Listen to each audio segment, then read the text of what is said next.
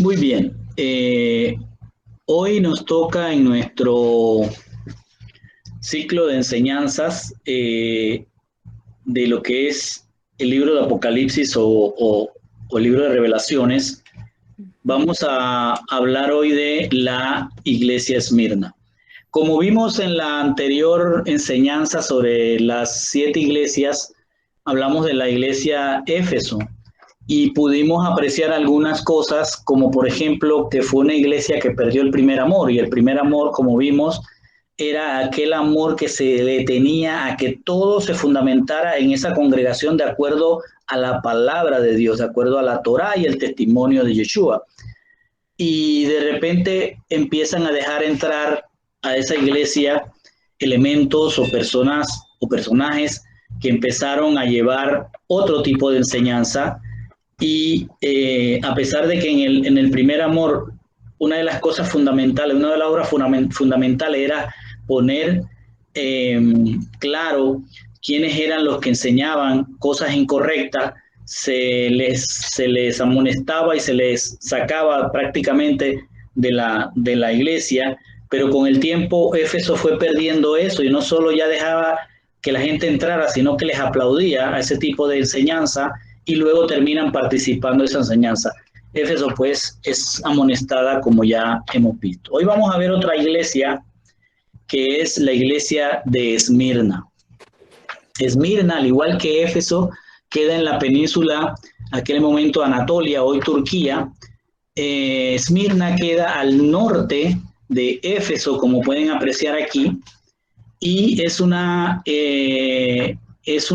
iglesia que está sentada, como dice la palabra, sentada en un territorio rico, en una ciudad muy, muy floreciente. Vamos a ver un poco cómo era esta ciudad de Esmirna. La ciudad de Esmirna, para empezar, es la única que queda de las 7 ciudades mencionadas, que era donde estaban las iglesias. Esmirna hoy se conoce como Izmir en Turquía, aunque todavía le siguen algunos países diciendo Esmirna. Y queda más o menos al norte de Éfeso, a unos 60 kilómetros.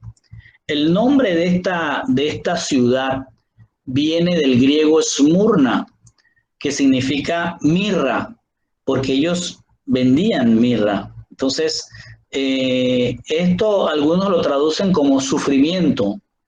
Y también este nombre lo asocian, denme un segundo, que alguien entró.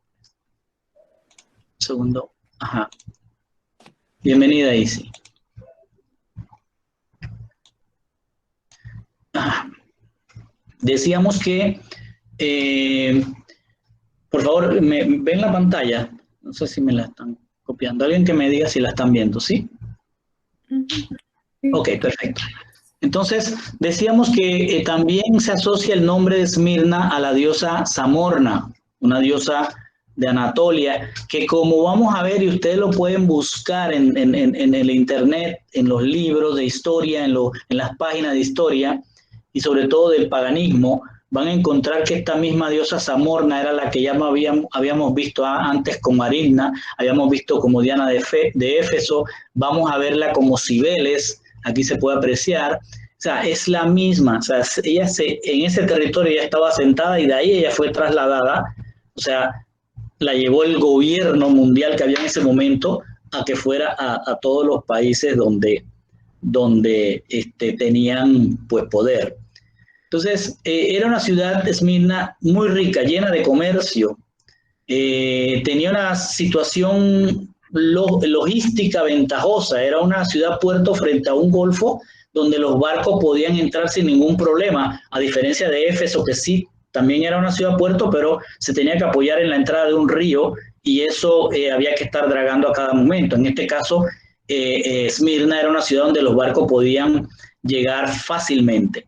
Era una ciudad adornada con hermosos edificios, con muchos templos a dioses como Cibeles o Diana, a Zeus, a Afrodita, a Apolo. Era la cuna de la música y el deporte. Imagínense cómo era esa ciudad. era un puerto marítimo muy rico y competía con Éfeso como centro de adoración al emperador. O sea, siempre hubo una fricción entre Éfeso y Esmirna. Algunos historiadores dicen que incluso entre la iglesia per se de Esmirna y la iglesia de Éfeso había fricciones de quién pues tenía mejor, digamos, culto o mejor iglesia, etcétera, etcétera. Pero bueno, era una iglesia muy rica y cuna de música, del deporte, un competidor claro de Éfeso, y los cristianos de Esmirna son los que sufrieron muchas persecuciones, muchas torturas, hubo muchas discriminaciones de parte de ellos y se enfrentaron a doctrinas como muchas doctrinas, pero entre las que les puedo mencionar así está el gnosticismo y el montanismo. El gnosticismo era aquella gente que entró a la iglesia y empezó a llevar una doctrina de que para poder estar cerca de Dios o entender a Dios tenías que irte a un tema espiritual. Es decir, era un tema en el que tú te tenías que enclaustrar y tú solo pegarte, sintonizarte con Dios. Era un tema muy esotérico en el sentido de que solo de manera espiritual, de una manera muy esotérica, muy espiritual, tú podías tener acceso a Dios. Eso era el gnosticismo. El montanismo, que es otra muy interesante que se metió en la iglesia de Esmirna, fue aquella que interesantemente viene un sacerdote de Cibeles, imagínense, de Cibeles, desde Frigia. Frigia está más al norte, es la parte más oscura del paganismo que había en esa península, y desde allá viene ese sacerdote a ser supuestamente bautizado como seguidor de Yeshua o seguidor del camino, como era que se llamaban los primeros seguidores de Yeshua. Este sacerdote viene con unas profetisas, con unas mujeres, entran y toman como control de la iglesia en algún momento porque ellos hacían cosas, pues. Es como cuando usted llega a una iglesia y le dicen, así te dice el Señor, y tú quedas impresionado. Bueno, llegaron impresionando y la gente pues quedaba muy, muy impresionada de que había que seguirlos a estos en vez de escuchar lo que los discípulos de Juan y después de otros que siguieron a Juan estaban predicando o enseñando en Esmirna. Entonces, el montanismo empezó a meter todo aquel tema de que el espíritu te llena y que hablas y que te caes y que profetizas, así te dice Dios, etcétera, etcétera. Eso viene por ahí. Así que estas dos doctrinas yo las pongo como muy representativas de esa iglesia, aunque hubieron más. Porque el enemigo no para de atacar. Cuando se levanta una congregación, el enemigo va a meter sutilmente personajes que van a socavar la enseñanza de la Torá y la enseñanza del testimonio de Yeshua. Bien, ¿qué es Esmirna hoy? Hoy esa ciudad se conoce en turco como Izmir. Es el segundo puerto más grande del país. Se los cuento porque hoy sigue siendo Esmirna, solo que ahora se llama Izmir. Es la tercera ciudad turca en población, posee más de 3 millones de habitantes, es conocida con los sobrenombres de la perla del Egeo. O sea, póngase a pensar por qué sigue siendo la ciudad rica de Esmirna, hoy sigue siendo la ciudad rica de Izmir. Es considerada como la ciudad más occidental y moderna de Turquía en términos de valores. Y ponga esto, en términos de valores.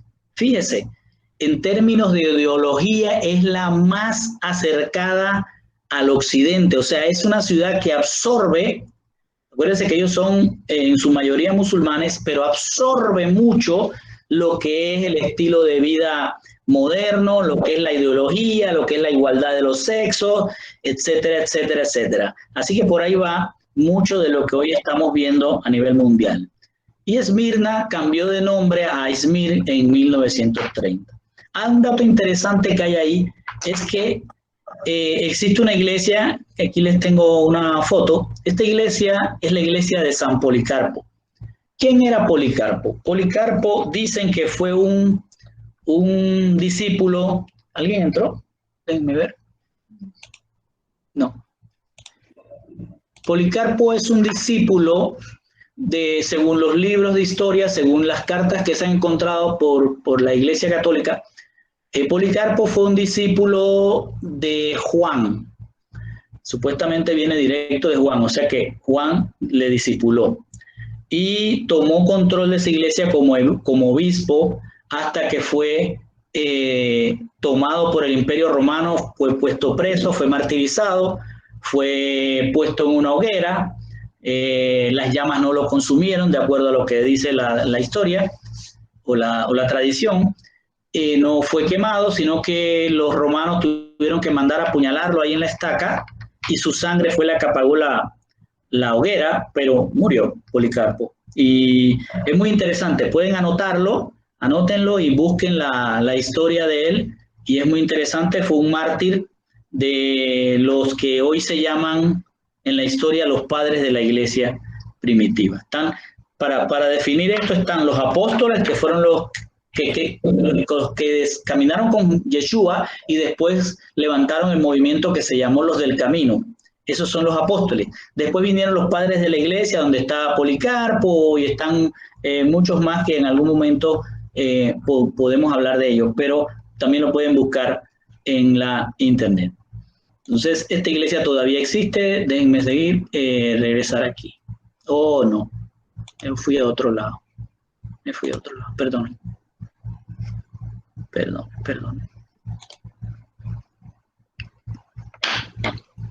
Discúlpenme. Ok. Ya vimos esto. Estamos aquí.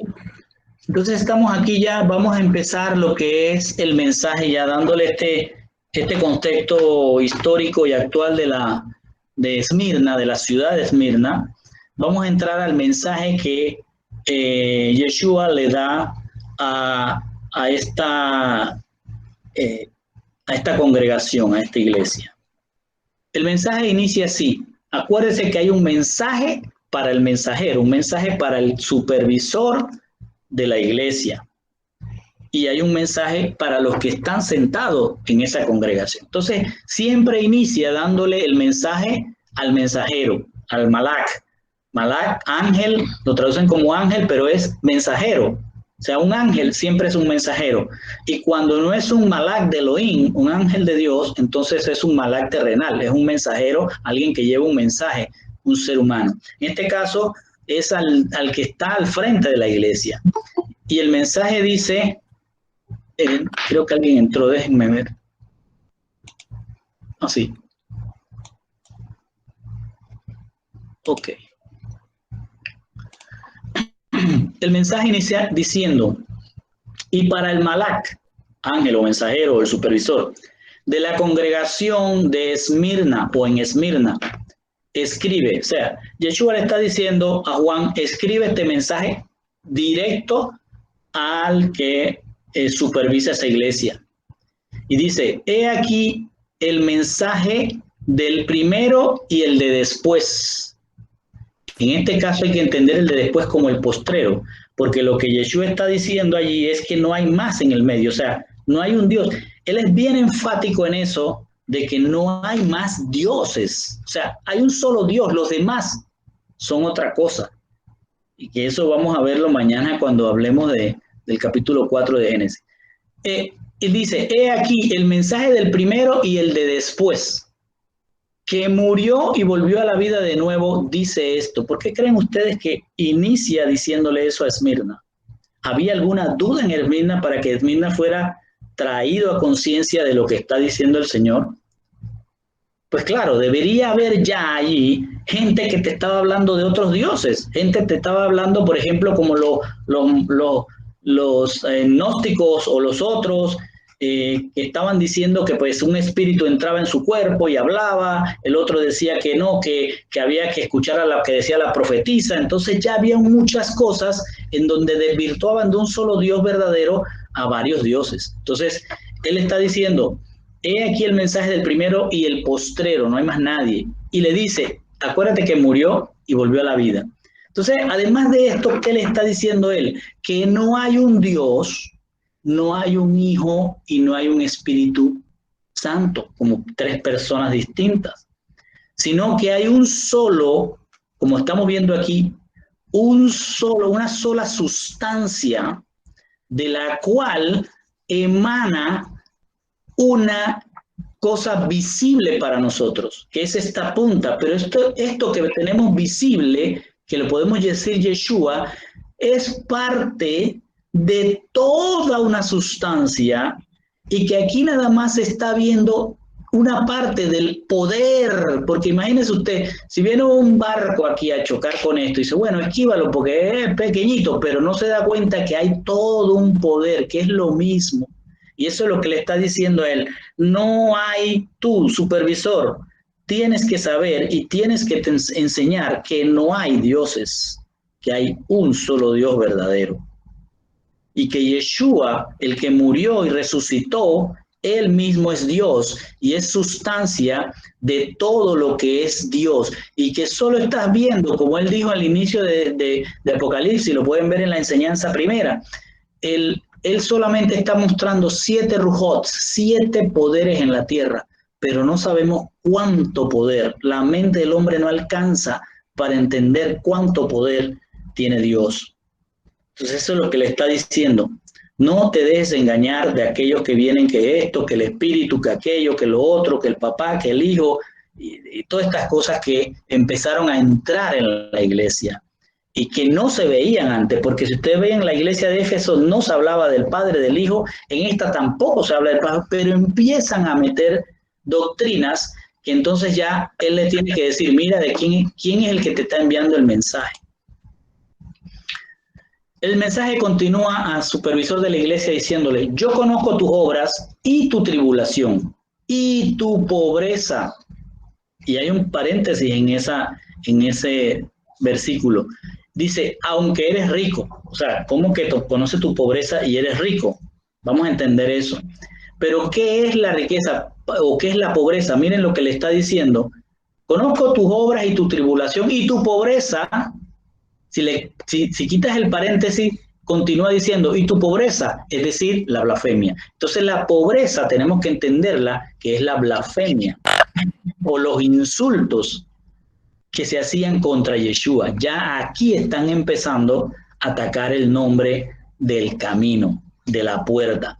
Entonces le dice, aunque eres rico, pero la blasfemia te está haciendo pobre. Esa blasfemia que eran los insultos de lo que se hacían llamar a sí mismos judíos, o en hebreo Yehudim. ¿Qué quiere decir que sea judío? Que nada más crees en un solo Dios. Pero ¿qué sucede? Que ya ese concepto de lo que es un Yehudim en la época de el traslado de ellos a Babilonia o en la época del regreso de Babilonia a Judea, que empiezan a llamarse Yehudim en Babilonia, que empiezan a llamarse Yehudim cuando son de Judá, se va perdiendo porque empieza a crecer lo que se llama la religión judía, la doctrina judía, que está basada en lo que es la Torá, que es escrita, que se le entregó a Moisés, y la Torá oral, que ellos dicen que pasó de boca en boca de los sabios. Entonces empezaron a unir esto, ya se los he comentado anteriormente, surge la Misná, que son las dichos y tradiciones de los sabios, y sus interpretaciones a través de la Gemara, y termina construyéndose el Talmud, que viene a escribirse en el siglo IV o en el siglo V después de Yeshua, pero que ya ejercía influencia, aunque no estuviera en un libro, estaba en la boca de los que se hacían llamar Yehudim o judíos. Y dice el mensaje, esos que me insultan, que se hacen llamar los Yehudim, pero no lo son. Por el contrario, son una sinagoga de Hasatán, del adversario. ¿Qué es lo que estamos viendo acá? Que esta iglesia de Esmirna estaba compuesta de Yehudim, el que profesa un solo Dios. Estaba compuesta de los gentiles, el que profesa diferentes dioses, pero que estaba siendo tocado por el Ruach HaKodesh, por el Espíritu de la Santidad, para que se acercara. Estaban los paganos, que son seguidores de cultos paganos. Por ahí entró el montanismo, y estaban también los seguidores de la filosofía griega. Es decir, teníamos allí una riqueza que si todos hubiesen abierto su corazón a Yeshua, fuera una riqueza esa iglesia. Por eso dice, eres rico. Pero ¿qué resulta? Que empobrece porque entre ellos empiezan a blasfemar. ¿De dónde sale la blasfemia? Inicia de estos que se hacen llamar Yehudim, pero que lo que hacen llevar es sus tradiciones, no la Torá, sus tradiciones para establecer cosas que no se estaban estableciendo en Esmirna, sino en Esmirna se hablaba, igual que en Éfeso, Torá más el testimonio de Yeshua. Recuerde que todavía allí, pues no se tenía el Nuevo Testamento per se, ¿sí? Sino que se estaba hablando de lo que Juan había visto, de lo que Pablo había dicho, de lo que Pablo había escrito a las iglesias. Entonces, aquí empieza, en una iglesia donde era rica en diversidad, empieza un ataque a socavar el nombre de Yeshua, ¿sí? Y eso es a lo que se llama la blasfemia. Y la blasfemia viene de las tradiciones judaicas, del judaísmo, que eran diferentes judaísmos. Acuérdense que les hablé de un judaísmo de esenios, un judaísmo de fariseos, un judaísmo de varios tipos. Se me olvidó ahora el otro judaísmo, pero que permitía, que se permitía ahí, los saduceos, ya me acordé. Entonces, además de ellos estaban los goyim, o sea, los gentiles, que empezaron a ser interesados en escuchar lo que se hablaba del camino de Yeshua unido a la Torá y cómo esto se compaginaba. Luego llegaban los seguidores de la filosofía griega que posiblemente estaban tratando de establecer, bueno, ¿cómo es que este Yeshua no encaja con lo que dice Platón o lo que dice cualquier otro filósofo de ellos? Y por otro lado aparecen también los paganos. Entonces, ¿cómo podemos entender este primer mensaje? Bueno, el Señor le está hablando de obras, ¿sí? ¿Qué eran las obras? Oír y hacer lo que instruye la Torá y el testimonio. Ellos estaban enfocados en eso. Pero empieza a entrar esa diversidad y con esa diversidad entra los insultos, entra la blasfemia, pero esto no puede ser como un hombre que fue crucificado en el madero como un criminal, puede ser Dios. Entonces empieza a entrar por ahí esas inquietudes y empiezan a socavar lo que es las primeras obras. Y podemos ver entonces que esta blasfemia venía, y por eso era escuchada, porque venía de gente que tenía entendimiento de la Torá, pero que además le agregaban todas sus tradiciones. Y entonces ellos empiezan a tratar de enseñar Torá en esta iglesia, pero ellos mismos no cumplían lo que decía la Torá. Por tanto, eso traía como consecuencia que aquellos gentiles que los veían, pero si estos están hablando de la Torá, ¿cómo es que están haciendo otras cosas que no van de acuerdo a lo que ellos dicen? Y así mismo los paganos decían, pero si esto puede ser así, entonces nosotros estamos bien. Y por otro lado, los filósofos decían, esto ninguno es sino Platón o Aristóteles. Entonces ahí viene toda una serie de cosas. Y estos empiezan a decir, no, nosotros somos los del Dios verdadero, aunque no cumplamos de la Torá. Entonces, aquí viene todo el tema de que ellos proclamaban en su congregación creer en el Dios verdadero. Y pueden leer en Romanos 2, del 17 al 24, cómo está ese tema. No sé si lo tenemos a mano, porque es interesante de repente revisarlo. ¿Me ayuda? Romanos, aquí, 17 al 24. Aquí es donde empiezan a surgir los pastores que dicen creer en el Dios verdadero, proclamar en sus congregaciones el Dios verdadero, igual que lo hacían en Esmirna, pero hacen otra cosa. Eso es lo que vemos hoy en las iglesias de Esmirna, tipo Esmirna. Son iglesias que profesan que están llevando su iglesia de acuerdo a lo que dice el Dios verdadero, pero por otro lado están haciendo cosas que no enseña el Dios verdadero. Entonces ese es el pastorcito, como el cuento del pastorcito mentiroso. Dice en Romanos 2, 17 al 24, se los leo. Pero si te llamas judío a ti mismo y descansas en la Torá y te jactas acerca de Dios, conoces su voluntad y das tu aprobación a lo que está bien, porque has sido instruido en la Torá. Y si te has persuadido a ti mismo que eres guía de ciegos, que eres una luz en la oscuridad, que eres un instructor para los que no son espiritualmente conscientes y un maestro de los niños en la Torá, eres la personificación del conocimiento de la verdad. O sea, esto es lo que nos ofrecen en todas las iglesias que conocemos, todos los que estamos acá.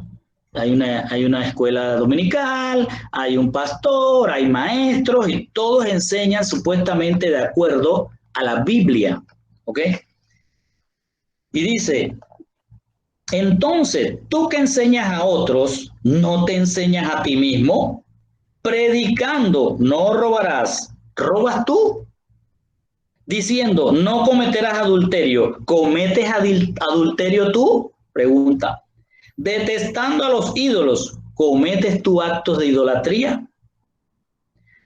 Tú que te sientes tal orgullo por la Torá, tú que te sientes orgulloso que tu Biblia es la más bonita, que tiene ribetes de oro, estás deshonrando la Torá, deshonrando a Dios, como dice en el Tanakh, porque es por causa vuestra que el nombre de Dios es blasfemado por los goyim, por los gentiles.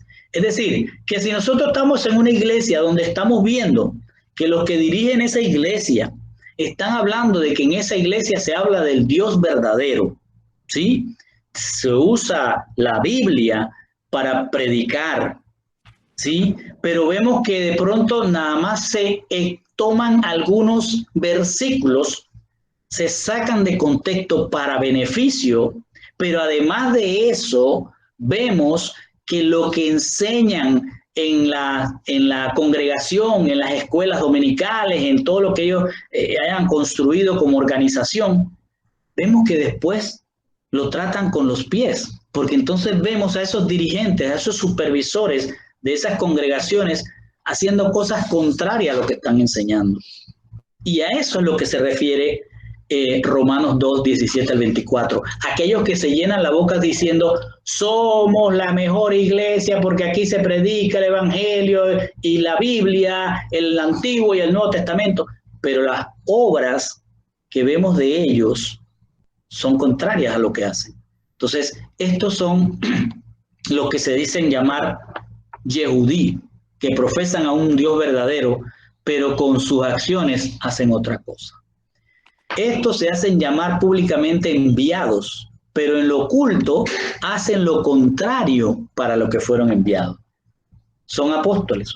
Hoy tenemos un montón de apóstoles, pero hacen cosas contrarias. Por ejemplo, esto lo podemos encontrar en Mateo 23, 1 al 3. En Mateo 23, 1 al 3, vamos a ver aquel supervisor, aquel al que está recibiendo, al que se le está enviando el mensaje, cómo está actuando. Y se le dice entonces lo siguiente: el mismo Yeshua le habla a aquellos supervisores. El 23 dice, a continuación, Yeshua se dirigió a las multitudes y a sus discípulos. Los maestros de la Torá y los fariseos, dijo, así está hablando Yeshua, ocupan el asiento de Moshe, o sea, se sientan en las iglesias, en este caso el asiento de Moshe, si lo buscan ustedes en la palabra, dice en alguna de sus Biblias, va a decir la cátedra de Moisés. Cátedra es el que enseña. Entonces, se sientan allí, en esas iglesias, a predicar un evangelio, a predicar una Biblia que después deshonran. Le dice, ocupan el asiento de Moshe. O sea, acuérdense quién era Moisés, para qué fue tomado Moisés. De modo que cualquier cosa que os digan, cuidados de hacerlo.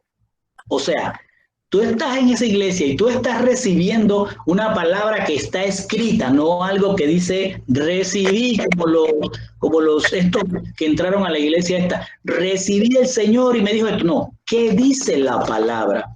Entonces, Yeshua les dice, hagan lo que dice la palabra, pero no hagan lo que hacen ellos. Imagínense lo que está diciéndole. Y esto es trasladado a Esmirna. Nosotros en esta iglesia somos apóstoles escogidos, llevamos esto y aquello y lo otro, pero están haciendo lo contrario.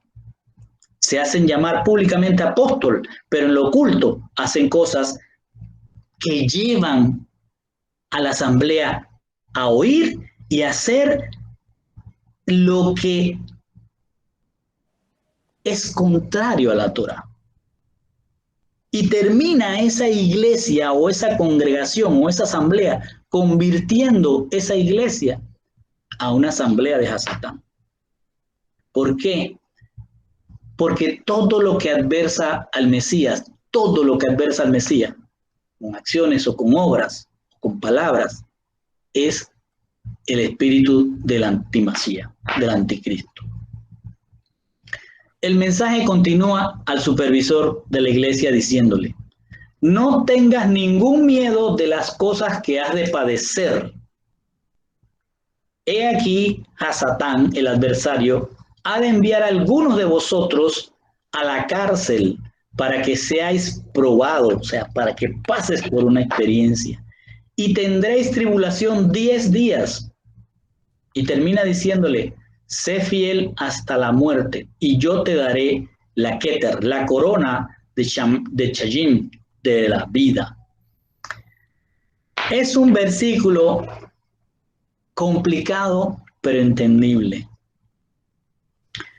Lo que hacían, lo que aprendieron de la Torá y el testimonio lo practicaban. Todo aquel que practicaba en Esmirna lo que decía la Torá, no lo que decía el pastor, lo que decía el rabí, lo que decía el sacerdote, y practicaban exactamente lo que decía la Torá, eran criticados, injuriados y perseguidos. Criticados internamente, porque acuérdense cómo era la riqueza de esa iglesia, esa diversidad que había, pero también eran injuriados.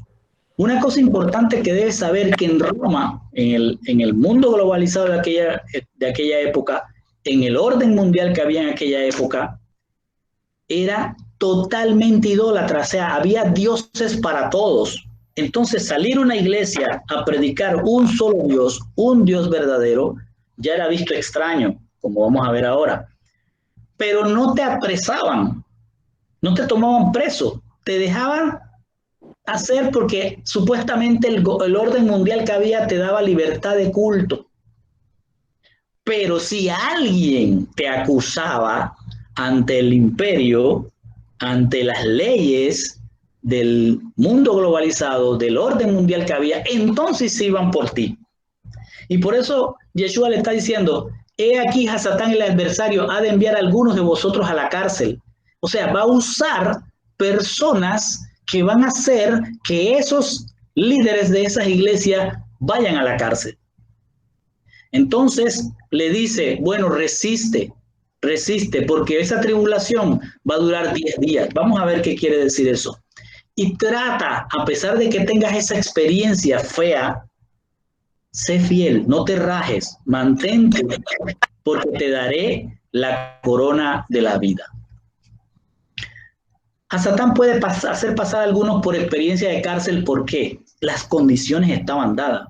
Es decir, todas las condiciones que presentaba el mundo globalizado, el orden mundial que había en ese momento, presentaba condiciones para que todo aquel que era seguidor de Yeshua o era miembro de aquellas congregaciones del camino, que así se llamaban, eran mal vistos. O sea, los cristianos dentro del mundo globalizado, dentro de la Roma imperial, eran mal vistos. Perdón, porque creo que alguien entró. Déjenme ver un segundo.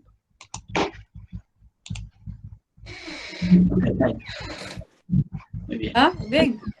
Muy bien. Entonces, es decir, ¿alguien tiene el micrófono abierto? Por favor, lo cierra. Los cristianos eran mal vistos entre los romanos. O sea, dentro de esa sociedad, dentro de ese mundo globalizado, dentro de ese orden mundial, los cristianos eran mal vistos. ¿Por qué? ¿Cómo se le ocurre a alguien decir que nada más hay un solo Dios y tenemos dioses para todo? Porque ellos habían heredado de los judíos su rechazo a la idolatría. Es decir, los del camino, los que seguían a Yeshua, rechazaban igual que los judíos la idolatría. ¿Por qué? Porque eran judíos inicialmente. ¿Y a quiénes buscaban para abrir sus congregaciones? Inicialmente a judíos. ¿Por qué? Porque la palabra lo decía, primero al judío. Entonces, empezaban allí, ¿y qué era lo primero que hacían? Ser Yehudim. ¿Qué es Yehudim? Creer en un solo Dios. Ser judío es creer en un solo Dios. Entonces, esto era mal visto por el imperio, mal visto por el mundo globalizado, por el orden mundial de aquel entonces. La gente común en Roma, o sea, aquel común, como es hoy, la gente común en Roma se sentía ofendidas al tratar con unos desconsiderados, o sea, para el común romano, para el ciudadano común de Roma, los cristianos, los creyentes en Yeshua, eran unos desconsiderados porque se negaban a adorar a los dioses grecorromanos. Se negaban a mostrar el mínimo respeto hacia los dioses, hacia las creencias y sobre todo a la cultura helénica. O sea, estaban apartados. No inspiraban confianza, o sea, aquel seguidor de Yeshua no inspiraba confianza porque tenían por Dios a un crucificado, es decir, a un delincuente. Ponga la atención. Hay alguien con el micrófono abierto ahí, por favor. En su obsesión por huir de la idolatría, los cristianos se negaban a aceptar el culto imperial. ¿Qué significaba que no aceptaran el culto imperial? Que no aceptaban al emperador como un dios, que no eran soldados. Y lo que el imperio quiere es que todos sean soldados, todos sean súbditos. Aceptar la cultura de Roma, el helenismo. O sea, básicamente se negaban a aceptar la cultura de Roma, que era el helenismo.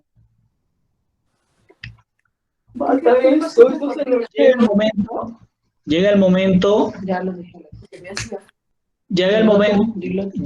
por favor, hay un micrófono que está abierto, por favor lo cierran, las preguntas al final. A Satán o los muchos dioses y el helenismo grecorromano. ¿Qué es lo que está pasando? ¿Qué es el concepto este de que Satán podía llevar a alguien a la cárcel como una experiencia?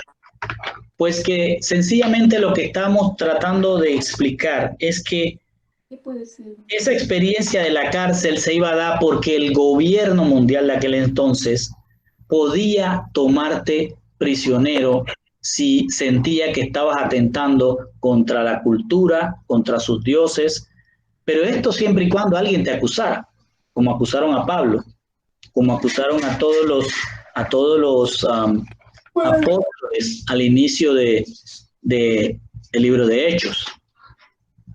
Entonces, desde que Roma entró a Judea, persiguió a través de sus emperadores a todo aquel que fuera en contra de sus costumbres. Judea no era étnicamente homogénea, o sea, habían toda clase de gente que había ido a establecerse a Judea. Y cuando tú te estableces en Judea, ya te llamaban, tú eres de judío. Por eso al Señor le dijeron, no vayas a Judea porque los judíos te quieren matar. Porque eran los que viven en Judea, también eran llamados judíos. Se contaban entre la población de Judea a judíos, obviamente. A idumeos, que eran paganos convertidos al judaísmo de manera forzosa. Se encontraban también allí samaritanos, que eran vinculados a los judíos, pero separados de ellos desde la época persa. Y también se encontraban griegos, que eran sirios helenizados. Sí, Judea étnicamente estaba llena también de una diversidad. De todos ellos, solo los judíos rechazaban la cultura grecorromana y se mantenían en un solo Dios, por lo que sufrieron persecución. Bueno, estoy hablando en este momento no de la iglesia, sino de las bases de la iglesia de Esmirna. Posteriormente, los del camino, o sea, los seguidores de Yeshua, que eran judíos inicialmente, también fueron perseguidos por no aceptar la cultura helenista. Claro, eran judíos, ya eran perseguidos anteriormente, ahora eran los del camino, pero seguían siendo judíos y se basaban en la Torá, así que también no aceptaban la cultura helenista. Y finalmente el mundo va a hacer popular la cristiandad. Vamos a ver esto al final. La persecución en Judea se inicia desde el año 54 con Nerón hasta mediados del año 300 con Diocleciano. ¿Y cuál era la situación que había ahí? Bueno, que tú como el del camino o un judío, tenías que decidir entre seguir adorando a tu Dios verdadero o irte a tus dioses. Si te ponías del lado de los dioses, ya eras prácticamente un ciudadano romano. Pero si te ibas para acá, no eras un ciudadano del mundo. Eso básicamente era lo que provocaba que te llevaran a la cárcel. Entonces, allí te meten en una cárcel porque alguien va y dice, este señor está predicando una cosa contraria a nuestra cultura, contraria a nuestros dioses, contraria a nuestra al orden mundial, contrario al emperador. Ahora veamos, esta era la razón por la que podías experimentar la cárcel. Ahora veamos lo de los 10 días. El Señor le dice, esa tribulación, esa persecución, o lo que vayas a sufrir, o la experiencia que vayas a sufrir, tiene un tiempo determinado. ¿Sí? Fíjense, ¿de dónde podemos extraer esto? Si vamos a Daniel 1:12 al 13, le dice Daniel cuando lo van a buscar para que se sentara a la mesa del rey, del gobierno mundial de aquel entonces. Por favor, trata, le dice Daniel al eunuco que lo va a buscar, al ministro, al enviado del rey. Por favor, prueba un experimento en tu sirviente por 10 días, que solo nos den vegetales para comer y agua para beber. Entonces vean cómo lucimos y nos comparan con los jóvenes que comen a la mesa del rey. Entonces trate con su sirviente de acuerdo a lo que vean. A partir de este pasaje, los judíos siempre han establecido que hay 10 días para que uno vea, 10 días que son simbólicos, ojo, porque acuérdense que este libro es simbólico para que uno vea el resultado de algo que está tratando con Dios. Lo que está diciendo el mensajero, o le está diciendo al mensajero Dios, al mensajero de Esmirna es, tu prueba, tu situación, cualquiera que seas, que puede ser hasta la cárcel, porque a Satán te puede meter a la cárcel, y lo dice, algunos serán llevados a la cárcel, no todos, pero te pueden probar con situaciones, a Satán puede poner trampas y piedras para que te resbales y tropieces, pero eso, lo que te vaya a durar, tiene un tiempo determinado. Dice 10 días, porque es un tiempo simbólico, es un tiempo definido para que Dios responda a las oraciones. Eso lo vemos cuando vemos, por ejemplo, en Jeremías 42:2-3 dice, y dijeron al Nabí, al profeta Jeremías, te rogamos, este es un grupo de judíos pidiéndole, gente de Judea pidiéndole a Jeremías que vaya a orar por ellos, porque están en una situación, que ustedes pueden encontrarla en Jeremías 42, en una situación donde necesitan que Dios los salve, pero no se sienten, fíjense, no se sienten con la, digamos, con la blancura, con la transparencia, con la limpieza de ir a pedirlos ellos mismos. Así que van a ir al profeta Jeremías a decirle que ore por ellos. Y dice, te rogamos, aprueba nuestra petición, ora por nosotros a Hashem tu Elohim. Fíjense cómo dice tu Elohim, no nuestro Elohim. Ora por nosotros a Hashem tu Elohim, por todo este remanente, porque una vez éramos numerosos, solo pocos de nosotros quedan, como puedes ver. ora para que Hachén tu Elohim muestre el camino a seguir y qué hace. De ahí vamos a ir al pasaje en el 42:7 y viene la respuesta de Dios. Dice, 10 días después, un tiempo definido por Dios, vino la palabra de Hachén a Jeremías para respuesta a esto. Si usted quiere ver eso, váyase a Jeremías, yo lo invito, anótelo por ahí y estúdiese ese pasaje. 10 días, un tiempo determinado. Pero también es importante que tengamos en cuenta que ese tiempo, sea de 10 días, sea de 10 semanas, sea de 10 años, ¿sí? Porque es un tiempo determinado por Dios, que simbólicamente dice 10 días, pero lo que está diciendo es, yo voy a contestar en el tiempo que yo defina. Pero también el hombre puede rechazar. ¿Por qué puede demorar cuando Dios lo tiene determinado? ¿Por qué lo puede demorar? No Dios, el hombre, fíjense. Isaías 59, 1 al 3, dice, el brazo de Adonai, de Hachén, no es muy corto para salvar, ni su oído está muy entumecido para oír. Fíjense lo que le está diciendo Isaías al pueblo.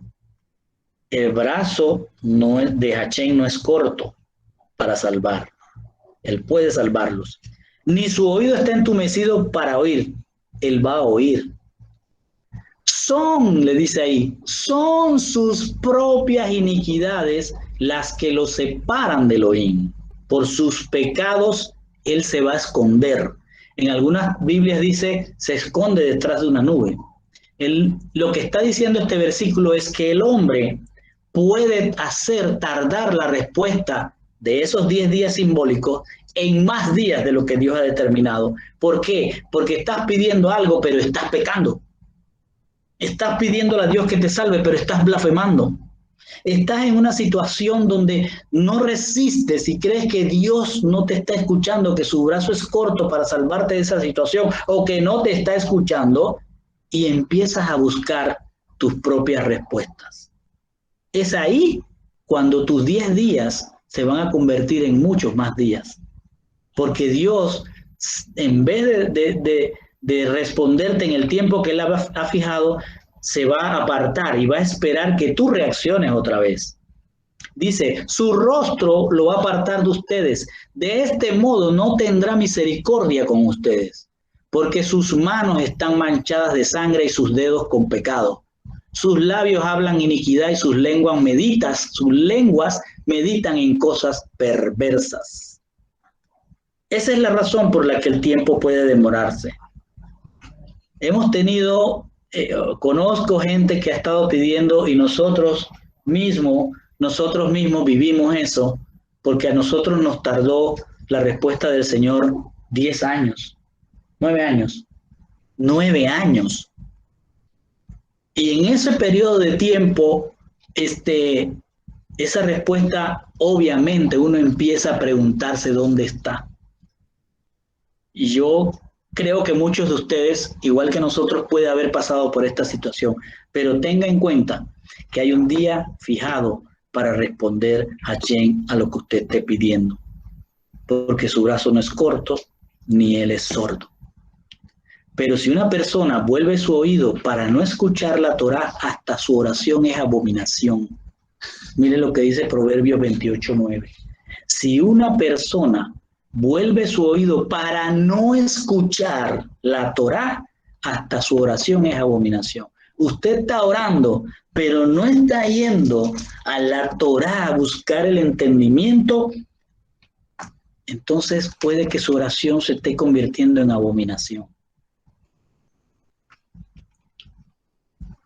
Continúa diciendo, mensajero, a pesar de que sufras esa situación, a pesar de que entres en esa condición de dificultad que te puede llevar hasta la cárcel, mensajero, sé fiel hasta la muerte, no blasfemes, no apartes tu oído de la Torá, porque yo te daré la corona de vida. Hechos 19, del 8 al 9 dice, Shaul, Pablo, fue a la sinagoga y durante 3 meses habló con toda claridad, participando en discusiones e intentando persuadir a las personas acerca del reino de Dios, pero algunas de ellas comenzaron a endurecerse y se negaron a escuchar. Y cuando estas personas comenzaron a difamar el camino ante toda la sinagoga, el camino, o sea, el grupo de los seguidores de Yeshua, Shaul se retiró, llevándose con él a los talmidín, a los seguidores, y comenzó a mantener diálogos diarios en la yeshiva de Tirano, en la iglesia, en la escuela de un tal Tirano, un griego. ¿Qué es lo que estaba ocurriendo aquí? Que cuando esta iglesia de Esmirna, esta iglesia tipo Esmirna, permite que dentro de esa diversidad que él tiene, entren personas que dividan la iglesia, es mejor que usted recoja y se aparte. No se quede allí porque puede perder su corona. Entonces, al mensajero se le está diciendo, resiste. Si no resistes, entonces retírate. Pero no dejes que te lleven en esa situación. Porque los que se hacían llamar Yehudí, los que decían aquí somos los apóstoles, los pastores, los no sé cuántos títulos se dan, buscan la división. Porque ellos en aquel momento consideraban a los del camino como traidores, es decir, gente que se estaba apartando de la Torá cuando no era así. La Torá y el testimonio es lo que rige a los del camino, a los que creen en Yeshua. El mensaje para el que tiene oído. Ahora ya cierra el mensaje para el supervisor y abre el mensaje para el que está sentado en esa congregación. Y le dice, el que tiene oído, es como decir, el que tiene oído en esta iglesia, el que tiene oído en esta asamblea, oiga lo que el poder de Dios, el Ruach HaKodesh, dice a las congregaciones. El vencedor, miren el mensaje que le da a los que tienen oído, el vencedor no sufrirá daño de la segunda muerte. Si usted quiere saber qué es la segunda muerte, tiene que quedarse a toda la enseñanza de Apocalipsis. El vencedor no sufrirá daño de la segunda muerte. ¿Qué quiere decir esto? Es decir, le está diciendo a los que están ahí, mira todo lo que está pasando en la iglesia, mira lo que está pasando con el que dirige la iglesia, pero tú tienes que ser un vencedor, porque si no vas a la segunda muerte. Dice, vencer la división. Dice en Efesios 2, 14 al 15, fíjense que es el libro de Éfesos, la iglesia de Éfesos. Porque Él mismo es nuestra paz, ya que nos ha hecho a ambos uno solo y derribando la pared que nos dividía, destruyendo en su propio cuerpo la enemistad ocasionada por la Torá. Y aquí donde todas estas iglesias esmirnas de hoy se han agarrado para decir que la Torá fue abolida y que ya no tenemos que ir al Viejo Testamento, sino que todo tenemos que basar en la gracia del Nuevo Testamento. Y no es cierto. Este versículo lo que dice es, y lo voy a leer de nuevo, porque Él mismo, Yeshua, es nuestra paz, ya que nos ha hecho a ambos uno solo, es decir, al judío que está con la Torá y al del camino. Nos ha hecho uno solo, derribando la pared que nos dividía, y después me explicó cuál es la pared. Destruyendo en su propio cuerpo la enemistad ocasionada por la Torá. Y aquí todo el mundo dice, ahí está. La Torá es la que hay que quitar. Pero dice, la Torá con sus mandamientos establecidos en forma de dogmas. Es decir, no es la Torá de Yeshua. Es la ley que establecieron los Yehudim.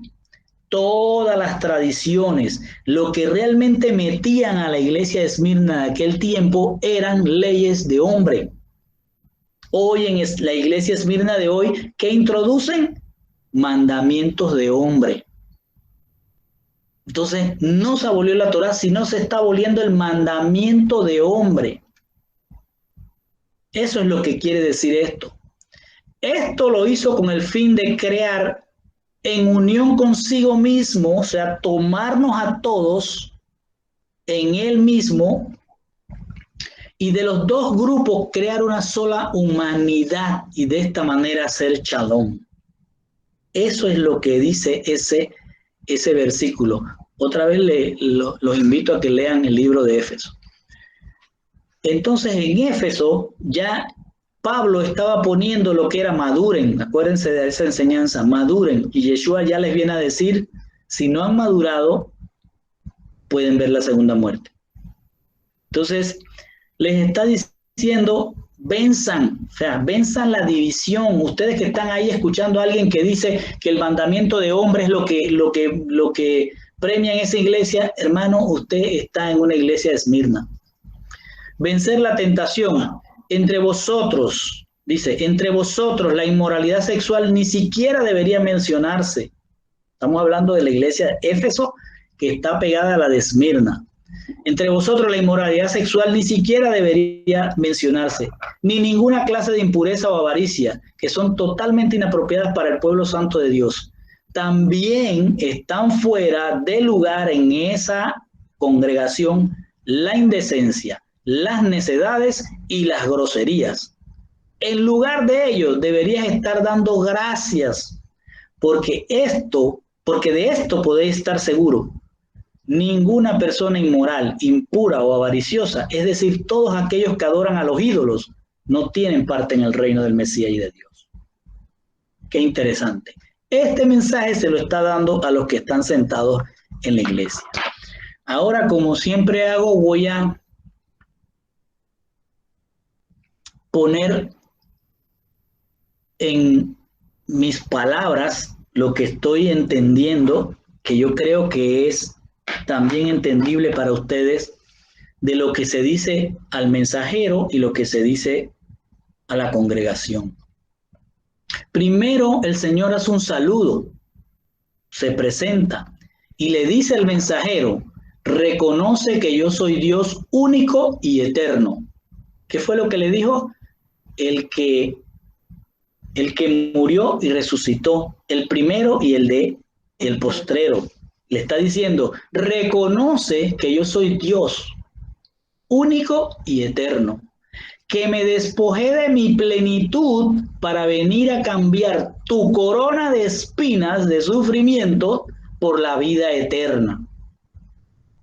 Le dice, yo conozco que estás tratando de mantenerte en la Torá, y esto te causa tribulación por los dogmas, leyes de hombre que se han establecido sobre mi Torá. Eres rico porque abunda la enseñanza de la Torá en tu congregación, tanto para gentiles como para judíos, que quieren oír la Torá y el testimonio.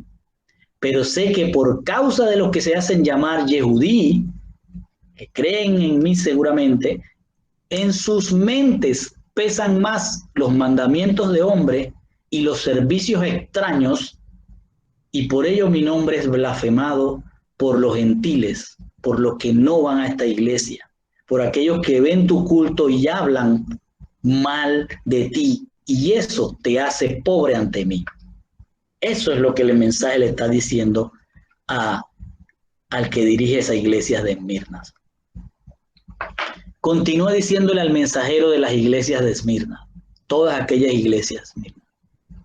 Toma en cuenta que esos que te adversan no son de mi asamblea, o sea, no son de mi cuerpo, sino de la sinagoga, o sea, son de otro cuerpo del adversario. Comen del árbol del otro conocimiento y esparcen su semilla de mentiras e injurias para crear la división. Miren, hoy día tenemos en el mundo más de 30,000 nominaciones, iglesias, denominaciones. Más de 30,000 denominaciones. ¿A quién le cree usted? Si cada uno está diciendo que en esa iglesia está hablando del Dios verdadero, pero se sienta en la cátedra de Moisés, se sienta en la silla de Moisés, predica algo que luego fuera de la iglesia no lo hace. Y son más de 30,000 diferentes solo en las iglesias protestantes, sin hablar de la católica. Continúa diciéndole al mensajero de esa congregación en Esmirna: no tengas miedo, porque vas a padecer críticas, calumnias, te sentirás solo, y hasta Satán te pedirá para zarandearos, enviando a algunos de ustedes hasta la cárcel. La cárcel es el sistema de justicia, y ese sistema de justicia es uno de los tentáculos del sistema llamado bestia. La bestia que vamos a conocer es todo el sistema del poder mundial, que va a ejecutar leyes que va a hacer que algunas iglesias, algunos supervisores, algunos que se dicen apóstol, van a caer en la cárcel. Y mediante el padecimiento de esa experiencia, Satán querrá que blasfemen mi nombre, pero deben ser fieles y saber que la tribulación tiene un tiempo definido, 10 días, tiene un tiempo definido. Termina diciéndole al supervisor: no tengas miedo, porque vas a padecer críticas, vas a padecer calumnias, te sentirás solo, te pedirán para zarandearos. Es lo mismo que le estaba diciendo. Ese es el mensaje que quiero que quede claro, que el sistema de justicia es un tentáculo de la bestia y que lo va a usar de alguna manera para atrapar a algunos y meterlo en la cárcel por medio de leyes. Acuérdense que allá en Esmirna habían gente que te acusaba, y cuando te acusaban por ley tenías que ser ejecutado. Aquí por ley van a venir leyes que van a acusar iglesias, que van a acusar a supervisores, que las van a cerrar y que en algunos casos van a ir a prisión. Pero eso tiene un tiempo definido en el cual yo te responderé, esos 10 días simbólicos. Y le dice para cerrar: mantente haciendo la obra, escudriña, enseña y actúa en base a la Torá y al testimonio hasta tu salida de este mundo, hasta que duermas, y yo te daré de comer del árbol de la vida. ¿Qué le dice el mensaje a los que están en la asamblea de Esmirna? Y aunque andes en valle de muerte, porque te miran mal por no aceptar las costumbres helénicas y la idolatría, mantente haciendo la Torá, sigue escudriñando, enseña, actúa. No cambies tu corona de espinas, tu tribulación, por la entrada a Jerusalén. O sea, no pierdas tu corona, porque si tú empiezas a blasfemar, vas a perder esa corona. Comerás de las delicias del árbol que está en el centro del Gan si resistes. ¿Qué le dice a todos los que están sentados? Fue un mensaje corto. Al que venciere, le daré del árbol de la vida. Al que venciere, siempre ese mensaje era para los que están sentados. Al que venciere, comerá del árbol de la vida. En este caso a los de Esmirna le dijo: al que venciere no verá la segunda muerte. Es decir, si logran vencer el zarandeo del adversario, sus nombres estarán en el libro de la vida. Pero si son derrotados, convirtiéndose ustedes en cobardes, en los que no confían en mí, en inmorales sexuales, en hechiceros o idólatras y mentirosos, entonces su destino será la muerte segunda, es decir, el lago que arde con fuego y azufre. En el Salmo 1:3 dice: serán como un árbol firmemente plantado junto a corrientes de agua, que da su fruto a su tiempo y su hoja no se marchita. En todo lo que hace prosperará. Si nosotros, estando sentados en esas iglesias, no nos damos cuenta de lo que está sucediendo, sin darnos cuenta, esos supervisores, esos que dirigen con sus doctrinas de hombre sus iglesias, están separándonos de Dios eternamente, porque la muerte segunda es la separación eterna de Dios.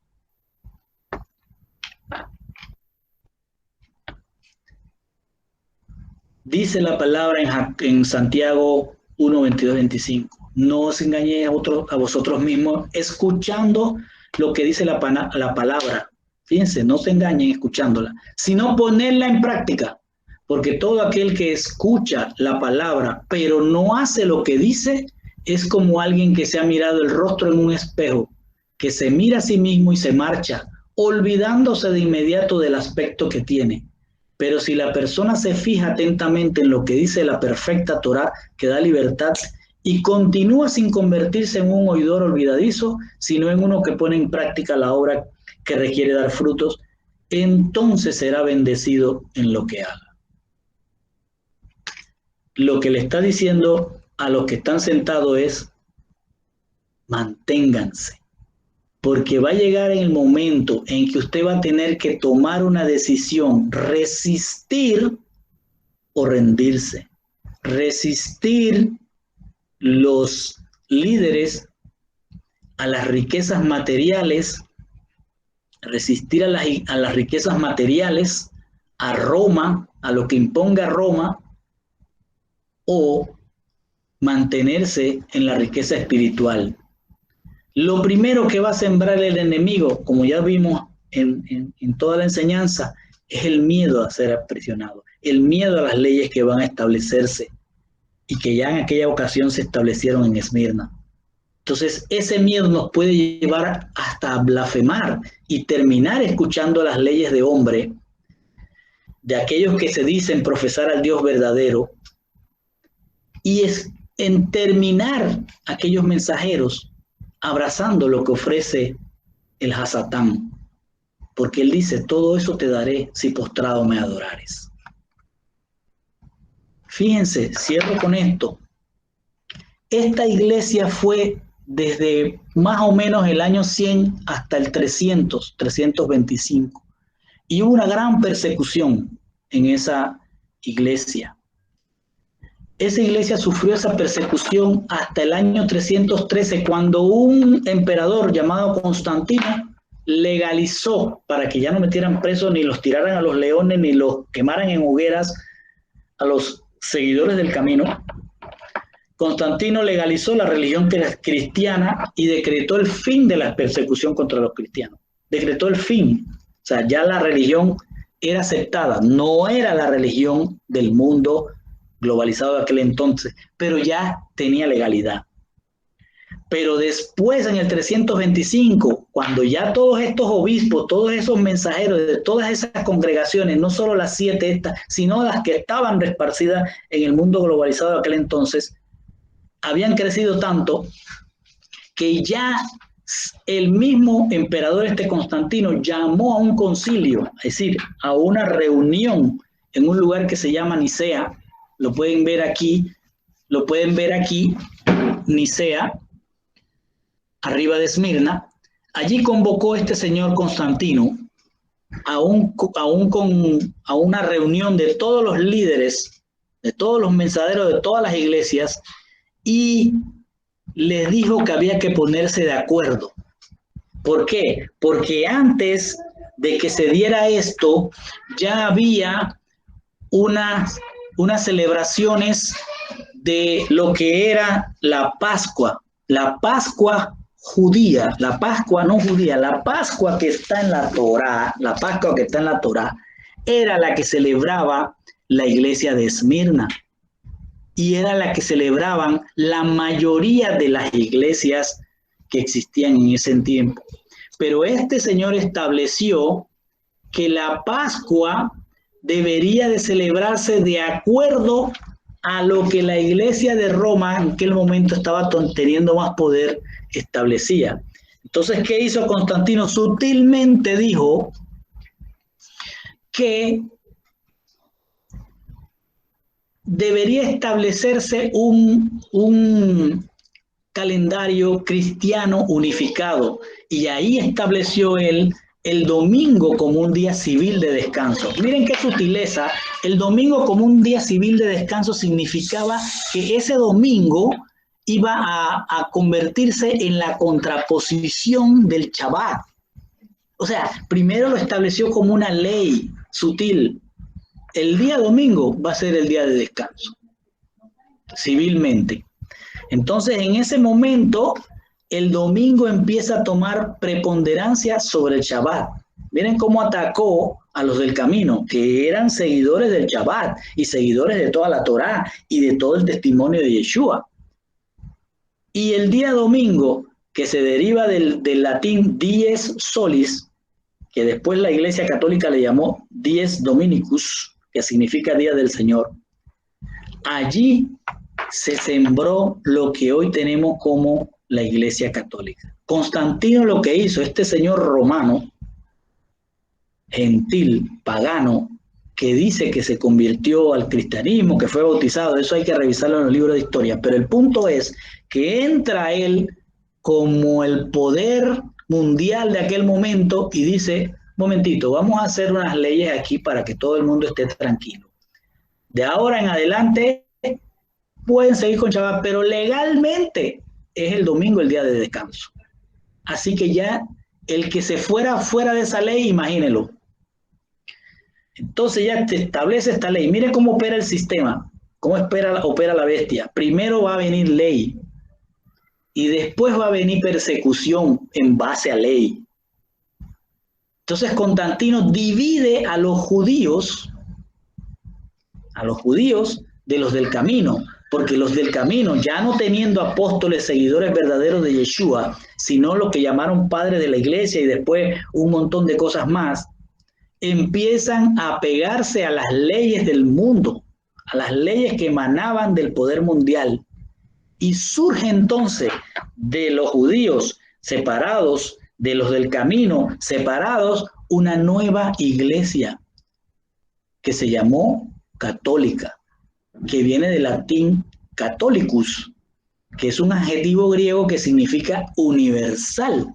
O sea, pare de contar, a partir de esta ley viene esto, y detrás de la ley viene un montón de consecuencias que termina acabando con una iglesia y surgiendo otra iglesia. ¿Esmirna desaparece? ¿La iglesia desaparece? No, pero ahora está legalizada con otras leyes. Y asimismo este romano empezó a establecer leyes como por ejemplo la semana. ¿Cómo se va a llamar la semana? El día es lunae, día de la luna. El día es martes, día de Marte. El día es mercuri, el día de Mercurio. El día es Lobis, de Júpiter. El día es Veneris, el día de Venus. El día es Saturni, día de Saturno. El día es Solis, día del Sol. Se establece la semana, busque su Shabbat allí. Todo va a ser legal, todo fue legal. O sea, no fue nada que no impusieran. ¿Cuál fue el problema de nuestros apóstoles? No apóstoles, ya no había apóstoles. ¿Cuál fue el problema de los que estaban dirigiendo, de los mensajeros de esa iglesia? Aceptaron todo. No había otra. ¿Por qué? Porque no querían pasar por la prueba de cárcel. Así que aceptaron todo. Aceptaron lo que era el domingo y hoy ya se reúne la iglesia los domingos, todas las iglesias, y dejaron el Shabbat. Solo el grupo de los judíos quedó con su Shabbat. Y hasta aquí lo dejo, mi hermano, porque ya se terminó nuestro tiempo.